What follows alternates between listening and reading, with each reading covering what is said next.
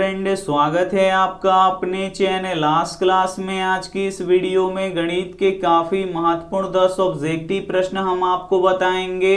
ये जो 10 ऑब्जेक्टिव प्रश्न है ये आपके बोर्ड परीक्षा के लिए काफी महत्वपूर्ण है और बिल्कुल ऐसे ही ऐसे प्रश्न आपके फाइनल बोर्ड परीक्षा में रहेंगे। तो वीडियो को प्लीज आप लोग शुरू से लेके अंत तक देखिएगा और चैनल को अभी तक आप सब्सक्राइब नहीं किए हैं तो चैनल को सब्सक्राइब कर लीजिएगा और सब्सक्राइब करने के बाद एक बेल आइकन आता है तो बेल आइकन को दबा के ऑल पे कर लीजिएगा ताकि जब भी लाइव क्लास हो तो आपके पास नोटिफिकेशन पहुंचता रहे। तो आइए शुरू करते हैं पहले नंबर प्रश्न से। तो पहला नंबर प्रश्न है कि 8 के पावर 0 गुणे 2 के पावर 0 का मान ज्ञात करें। काफी महत्वपूर्ण प्रश्न है ये आपके बोर्ड परीक्षा के लिए। यहाँ पे आपको 8 के पावर 0 गुणे 2 के पावर 0 का मान ज्ञात करना है। तो एक बात आपको ध्यान में रखना होगा, किसी भी संख्या का अगर पावर 0 कर दिया जाए तो उसका मान कितना होगा, 1 होगा। इसे आपको याद रखना है। अगर 100 के पावर हम 0 कर देंगे तो इसका मान कितना होगा, 1 होगा। इसे आपको याद रखना है। अगर हम 20 के पावर हम यहाँ पे 0 कर देते हैं तो इसका मान कितना होगा, 1 होगा। इसे आपको याद रखना है। अगर हम x का भी पावर 0 कर देते हैं तो इसका मान कितना होगा, 1 होगा। इसे आपको याद रखना है। तो यहाँ पे 8 के पावर 0 है तो इसका मान कितना होगा, 1 होगा। और गुणा है तो गुणा, और यहाँ पे 2 के पावर 0 है तो इसका भी मान कितना होगा, 1 ही होगा। तो 1 में 1 से गुणा करेंगे तो कितना होगा, 1 होगा। यानी हमारा यहाँ पे सी ऑप्शन बिल्कुल ही सही हो जाएगा। तो उम्मीद करते हैं ये प्रश्न आपको काफी अच्छी तरीके से समझ में आ गया होगा। आइए देखते हैं अगला प्रश्न। यहाँ पे 2 नंबर प्रश्न है कि 2 लगातार सम संख्याओं का मौसक क्या होगा। ये भी काफी महत्वपूर्ण प्रश्न है आपके बोर्ड परीक्षा के लिए। यहाँ पे आपको बताना है कि 2 लगातार सम संख्याओं का मौसक क्या होगा। तो सम संख्या किसे कहते हैं, तो जिसमें 2 से पूरा भाग लग जाए उसे सम संख्या कहते हैं। और यहाँ पे आपको बताना है कि 2 लगातार सम संख्याओं का मौसक क्या होगा। तो यहाँ पे हम 2 लगातार सम संख्या लेते हैं। सबसे पहली सम संख्या 2 होता है और इसके बाद जो सम संख्या आता है वो 4 होता है। अगर इनका हम मौसा निकालेंगे तो कितना होगा ये आपको बताना है। तो यहाँ पे देखिए 2 और 4 का हम यहाँ पे मौसा निकालते हैं तो 2 दूना कितना हो जाएगा, यहाँ पे 4 हो जाएगा, ये कट जाएगा। तो यहाँ से मौसा कितना निकल गया, 2 निकल गया। एक और उदाहरण लेते हैं। 2 यहाँ पे लगातार सम संख्या लेते हैं 6 और 8 और इसका भी अगर हम मौसा निकालेंगे तो देखते हैं कितना आता है। तो यहाँ पे देखिए 6 एकम 6 और यहाँ पे क्या हो जाएगा, 8 में से 6 जाएगा तो 2 बचेगा। फिर यहाँ पे हम 6 उतारेंगे, 2 तिया कितना हो जाएगा, यहाँ पे 6 हो जाएगा। यहाँ भी मौसा कितना आ रहा है, 2 ही आ रहा है। और यहाँ भी मौसा कितना आ रहा है, 2 ही आ रहा है। तो 2 लगातार सम संख्याओं का मौसा क्या होगा, तो 2 होगा। इसे आपको याद रखना है। यहाँ पे बी ऑप्शन बिल्कुल ही सही हो जाएगा। उम्मीद करते हैं ये भी प्रश्न आपको काफी अच्छी तरीके से समझ में आ गया होगा। समझ में आ रहा है तो प्लीज आप लोग वीडियो को एकदम शुरू से लेके अंत तक जरूर देखिएगा। आइए देखते हैं अगला प्रश्न। 3 नंबर प्रश्न है कि 2 के पावर 2 गुणे 5 और 2 के पावर 3 गुणे 5 का मौसा ज्ञात करें। काफी महत्वपूर्ण प्रश्न है ये आपके बोर्ड परीक्षा के लिए। यहाँ पे आपको 2 के पावर 2 गुणे 5 और 2 के पावर 3 गुणे 5 का आपको क्या निकालना है, मौसा निकालना है। तो यहाँ पे 2 के पावर कितना है, 2 है। तो यहाँ पे 2 हम 2 बार लिख देंगे और गुणा 5 है तो यहाँ पे लिख देंगे गुणा 5। और यहाँ पे देखिए 2 के पावर कितना है, 3 है। तो 2 कितना बार है, यहाँ पे 3 बार है तो यहाँ पे 2 3 बार लिख देंगे। और गुणा 5 है तो यहाँ पे लिख देंगे गुणा 5। अब इन दोनों संख्याओं में हमें उभयनिष्ठ ढूंढना है यानी कॉमन ढूंढना है। जो भी संख्या कॉमन होगा वही क्या हो जाएगा, मौसा हो जाएगा। तो इसमें भी 2 है और इसमें भी 2 है तो यहाँ पे 2 दोनों में उभयनिष्ठ है। तो इन दोनों 2 के बदले में 1 2 लिखेंगे। फिर यहाँ पे देख सकते हैं यहाँ भी 2 कॉमन है और इसमें भी 2 कॉमन है। तो फिर इन 2 के बदले में 1 2 लिखेंगे।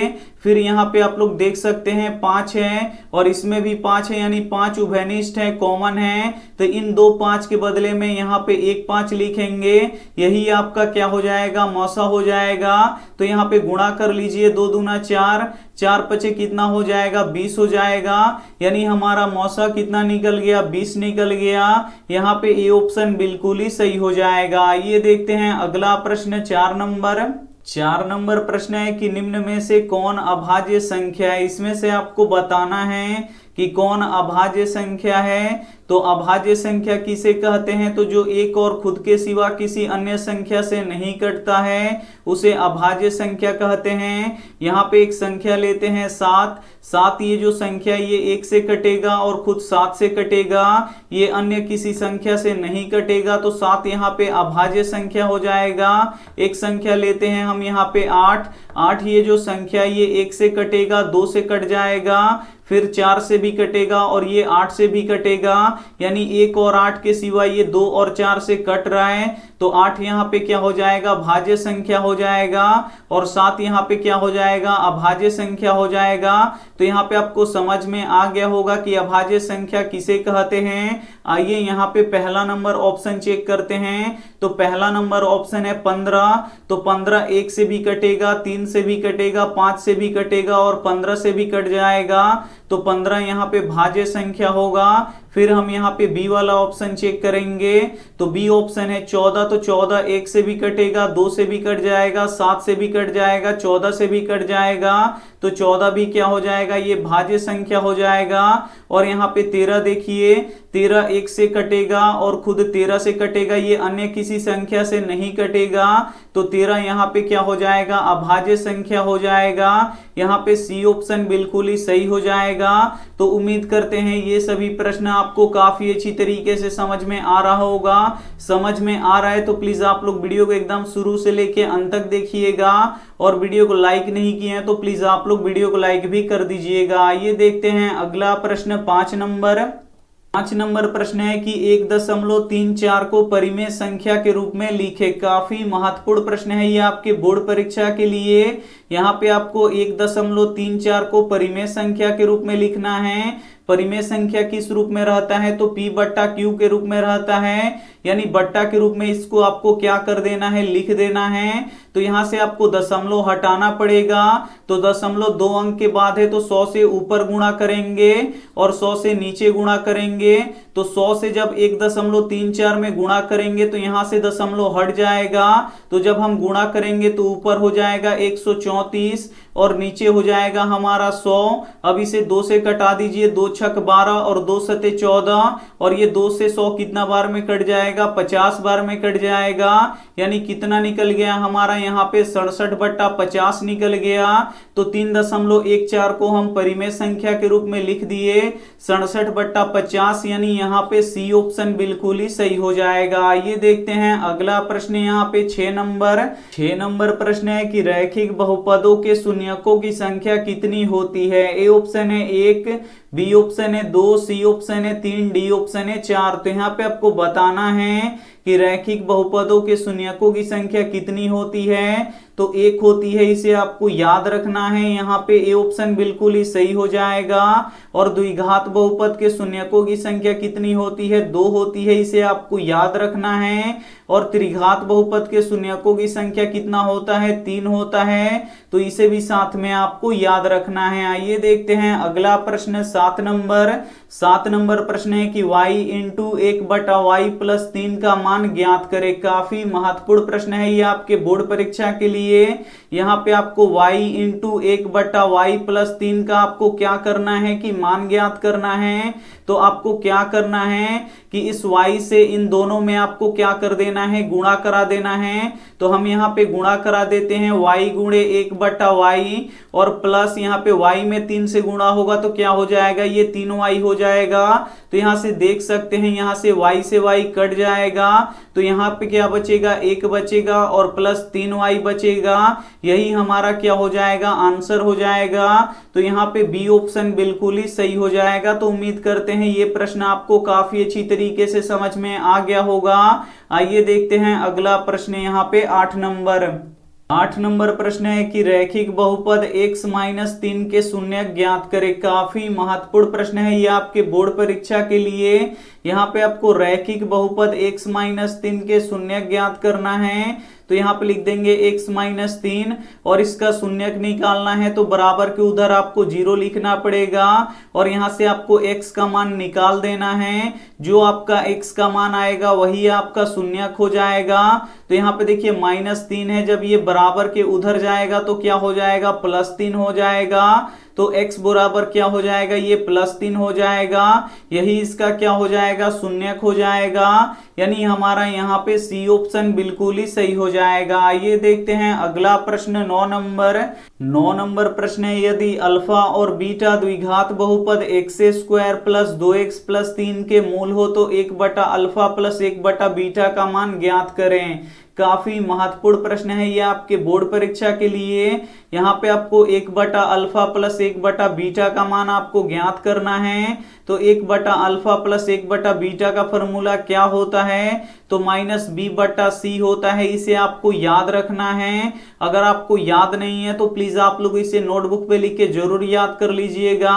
यहाँ पे आपको b का मान रख देना है और यहाँ पे आपको c का मान रख देना है। तो b और c का मान आएगा कहां से, तो इस बहुपद से आएगा। तो जो x² में गुणा करता है वो a होता है और जो केवल x में गुणा करता है वो b होता है और जिसमें x नहीं रहता है वो c होता है। तो x² में क्या गुणा कर रहा है, कुछ भी नहीं कर रहा है। जहां पे कुछ भी नहीं होता है वहां पे 1 होता है। तो a का मान कितना निकल गया, 1 निकल गया। और b का मान कितना है, तो x में क्या गुणा कर रहा है, 2 गुणा कर रहा है। तो b का मान यहाँ पे 2 निकल गया और c का मान कितना है, 3 है। तो यहाँ पे लिख देंगे 3। बस यहाँ पे देखिए माइनस है तो माइनस। अब यहाँ पे आपको b का मान रखना है। तो b का मान कितना है, 2 है। तो यहाँ पे लिख देंगे 2 और c का मान कितना है, 3 है। तो यहाँ पे लिख देंगे 3। तो हमारा निकल गया 1/अल्फा प्लस 1/बीटा का मान कितना निकलेगा, तो -2/3 निकलेगा।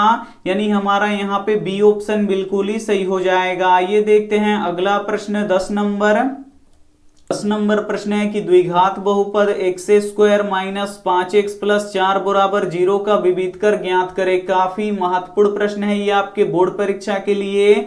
इसका आपको विविध कर ज्ञात करना है। तो विविध कर का फॉर्मूला क्या होता है, तो ये होता है b² माइनस 4ac।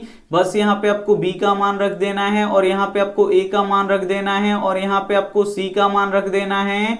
तो b का मान कितना है, यहाँ पे आप लोग देख सकते हैं -5 है। तो यहाँ पे लिख देंगे -5 और इसका स्क्वायर है तो स्क्वायर लिख देंगे और माइनस है तो -4 है तो 4। और a का मान कितना है, तो x² में क्या गुणा कर रहा है, कुछ भी नहीं गुणा कर रहा है। जहां पे कुछ भी नहीं होता है वहां पे 1 होता है। तो a का मान 1 है और c का मान कितना है, 4 है। तो यहाँ पे लिख देंगे 4। अब यहाँ पे देखिए -5 का आपको स्क्वायर करना पड़ेगा। तो स्क्वायर का अर्थ क्या होता है कि वही चीज 2 बार गुणा होता है। तो माइनस माइनस क्या हो जाएगा, ये प्लस हो जाएगा और 50 कितना हो जाएगा, ये 25 हो जाएगा। तो -5 का आप लोग स्क्वायर कीजिएगा तो कितना आ जाएगा, ये +25 आ जाएगा। और यहाँ पे माइनस है तो माइनस 4 एकम 4 और 4 चौका कितना हो जाएगा, 16 हो जाएगा। 25 में से 16 घटाएंगे कितना बचेगा, 9 बचेगा। यानी हमारा यहाँ पे सी ऑप्शन बिल्कुल ही सही हो जाएगा। तो उम्मीद करते हैं ये सभी प्रश्न आपको काफी अच्छी तरीके से समझ में आ गया होगा। समझ में आ गया है तो प्लीज आप लोग वीडियो को लाइक कर दीजिएगा। और ये रहा आपके लिए होमवर्क प्रश्न, इसका जवाब आपको कॉमेंट बॉक्स में देना है।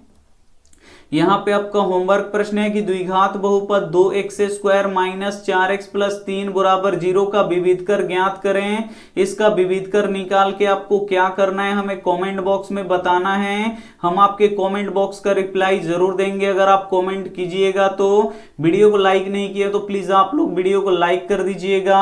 अपने दोस्तों के पास इस वीडियो को जरूर शेयर कीजिएगा और चैनल को सब्सक्राइब नहीं किए तो चैनल को सब्सक्राइब करके साथ में बेल आइकन को ऑल पे दबा लीजिएगा ताकि जब भी लाइव क्लास हो तो आपके पास नोटिफिकेशन पहुंचता रहे। Thank you for watching. मिलते हैं अगली वीडियो में, तब तक अपना ध्यान रखिए, मन लगा के पढ़ाई कीजिए। अब एकदम 7 बजे आप लोग एकदम राइट टाइम से जुड़ जाइएगा। 7 बजे शाम में अब क्लास होगा तो एकदम राइट टाइम आप लोग जुड़िएगा। Thank you for watching. मिलते हैं अगले वीडियो में, तब तक अपना ध्यान रखिए, मन लगा के पढ़ाई कीजिए। Take care and bye.